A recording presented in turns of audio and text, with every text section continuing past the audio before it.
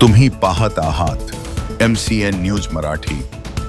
अनुसूचित जातीतील आरक्षणाच्या वर्गीकरणाला कडाडून विरोध करण्यासाठी आणि संबंधित समितीचा अहवाल सार्वजनिक करण्याच्या मागणीसाठी बुलढाण्यात 29 जुलै रोजी महामोर्चाचे आयोजन करण्यात आले आहे।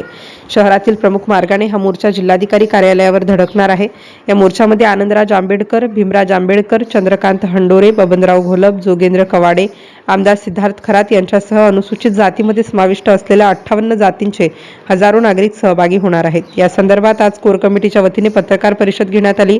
29 जुलै रोजी निघणाऱ्या मोर्चामध्ये जास्तीत जास्त संख्येने नागरिकांनी सहभागी होण्याचे आवाहन करण्यात आले आहे। MCN न्यूज मराठीकरिता रवी शेगोकार, बुलढाणा। दिनांक 29 रोजी उपवर्गीय विरोधी मोर्चाचं आयोजन केलेलं आहे।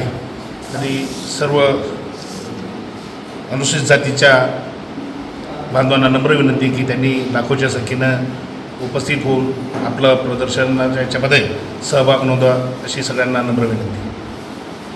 दिनांक 29 जुलै 2026 रोजी बुलढाणा शहरामध्ये संपूर्ण बुलढाणा जिल्ह्याचा अनुसूचित जातीच्या उपवर्गीकरणाच्या विरोधामध्ये महामोर्चाचं आयोजन करण्यात आलं आहे।